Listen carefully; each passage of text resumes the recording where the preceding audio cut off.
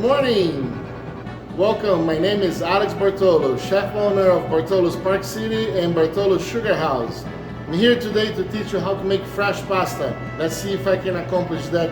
We're gonna start with some ingredients. We have semolina flour, very easy to find, and 00 flour. I have 1 cup of semolina, a little shy of a cup on the 00 flour. It's a high gluten flour, proper for making bread and pasta, okay? And then I have 3 eggs in room temperature. So we start making a little well with the semolina in the middle of the table. We add the flour. So just enough for us to crack those eggs in the middle, and we're not gonna have the eggs escaping. We call it the making the volcano. We add a little bit of extra virgin olive oil,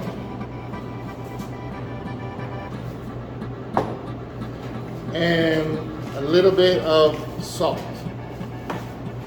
Kosher salt is fine. Whatever salt you have in your house, it's okay, okay? Gentle, you start mixing everything from the outside to the inside, trying to not letting the eggs to escape. Was gonna make a little mess. If that happens, it's not a big problem.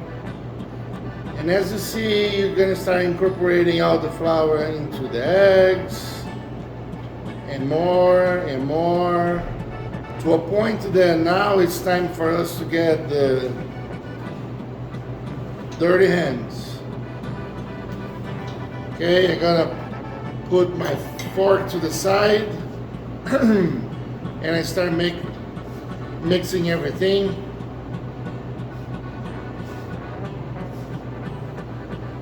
That's my workout for the day.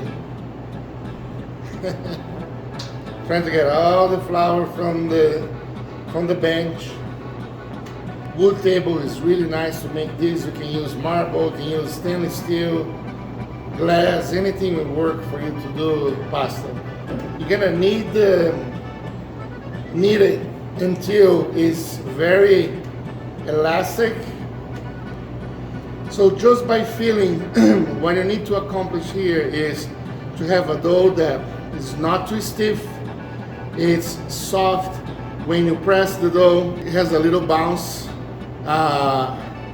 It should have a nice texture, nice yellow color. And what you're going to do now, you're gonna wrap, we have one ready to go. You're gonna wrap it in plastic for at least 30 minutes, 45 minutes for the magic to happen. I'm gonna clean my table right now and we'll be right back. Welcome back to Bartolo's Sugar House. After resting the pasta dough for at least 30 minutes, this is what we have, okay? A very nice elastic pasta that, you know, it bounces back when you push it down. And now I'm gonna introduce to you the little Atlas Marcato little pasta roller that I have. You can buy this on Amazon. It's about $80, $90. There's cheaper ones, but I found out that the Atlas Marcato is one of the best and they will last forever. This dough here is good for 3 to 4 people, depending on how much food you're serving with the pasta. If it's just a pasta dinner, good for 3 people for sure. If you have more meat, salad, other dishes, and the pasta is a side dish, it's not the show of the dinner, easily for 5 people, okay? We're going to start dividing the dough in 4 pieces, okay? Here in Utah, we're in the middle of the desert. We keep the remaining dough covered so we will not dry out. And here I have a very little one, pin roller. It's just to help to insert the dough to the pasta roller. We're not gonna be rolling this until we finish, okay? For the pasta roller, we need to start with the widest setting here So my pasta is a number 1, and then you have a nice amount of pasta. It's not too thick that will not go through, and then I just start slowly rolling on the number 1. When I work in Italy, I work in Rome, very fantastic experience that I had. Chef was always saying that I have to roll on the first setting, so number 1, without changing anything, for 7 times. I don't know if that was something, he says that the dough get a better texture after you pass it on the first setting for 7 times. So I pass 1, I'm gonna fold it like this, okay? Just trying to make those corners easier to get into the machine. So help me to count. This is number 2. And you're gonna see that the texture of the dough is gonna change. It's gonna become way smoother, way shinier, and you'll see the difference in a minute. So this is number 3. And here there's no much of a rule. You can put the dough in any position you wanna, you can change sideways. So this is number 4. And you start noticing the change on the dough itself. So this is gonna be number 5, number 6. Another tip I have for you, this dough is really perfect as far as the moist. It's not too dry, it's not too wet. If it's too wet and it's sticking to the machine, you sprinkle very little amount of semolina on both sides, very little, and that will help to prevent sticking into the machine, okay? And this is the final number 7 right here, okay? We have the dough that's ready to go, and we're gonna keep making the dough thinner now. So now we're gonna change to number 2, and from this point on, you don't fold the dough anymore, okay? You go number 2, and it's gonna get thinner and wider. Okay? But now it's looking almost like a tie, and this is gonna be big. So changing to number 3.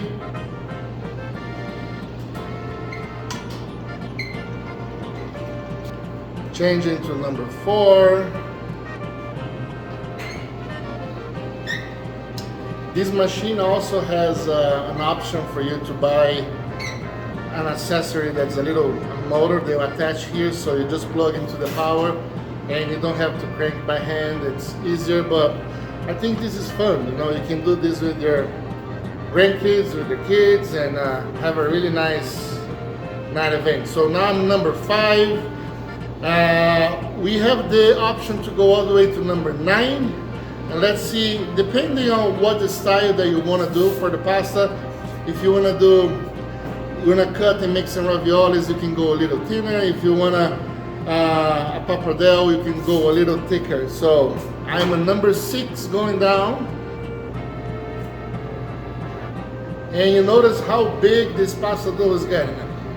That's why we say that this, you know, is a little less than 2 cups of flour and 3 eggs is enough pasta to make for a lot of people. So it gets too big right now. What I'm doing, I'm cutting it right in the middle. You can use a knife as well. We're gonna put this on the side. So remember, I'm going number 7.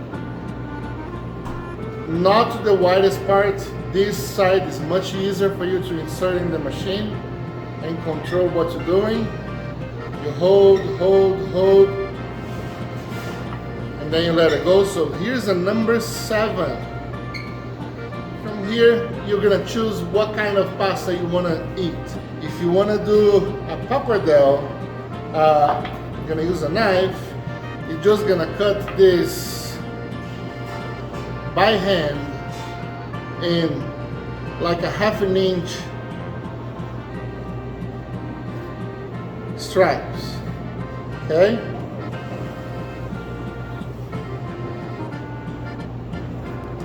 And then here you have the pappardelle. I always use a little semolina for you to make your beautiful nests, and you can put in a sheet pan, parchment paper, have this in a refrigerator, little semolina in there, don't have to cover, and this will cook in boiling water with salt in about 2 minutes or less. Let's do another shape of pasta for you to see. Here I have different attachments for the machine. I have the fettuccine, I have the spaghetti. Now I'm gonna do a little fettuccine. So you have the thickness that you want. Remember number 7 in this case. It's just like a roller, but it's gonna cut the pasta as we roll it. So there we go. Those are the fettuccines. You can do by hand if you roll it everything.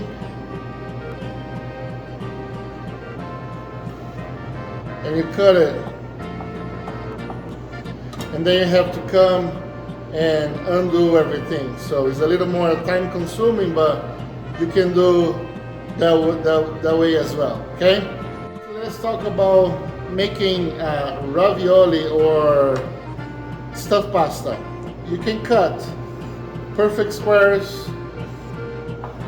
Imagine that this is gonna be my filling, ricotta. You can do chicken, you can do beef, ricotta and spinach, any kind of vegetables. You have a little square that's about 2 inches by 3 inches. That's not a square. 2 inches by 2 inches by 2 inches. You put the filling in the middle, you close here, and then you make it like that, and voila, you have the little agnolotti. That's how they call it, this shape of pasta. You can freeze this pasta. Make sure you freeze them separately, and then when it's time to cook, it goes from the freezer to the boiling water. You cannot thaw the pasta. It's gonna be just some messy bunch of stuff all together, okay? Never wash the machine. The machine doesn't like water. It will rust, and if you don't put water here, this will last 4 generations, no kidding. Good ingredients, no caputos. They have all the semolina and double O flours for you to do all the pastas. They have everything. You don't have to stress about where can I find those products. I hope you guys enjoy the little pasta class today. If you have any questions, they're going to be available to you. Please come and visit us at the restaurant, 1270 South, 1100 East in Sugar House-ish area, Salt Lake City. We are open for breakfast, lunch, and dinner 7 days a week. I hope to see you here. Thank you very much.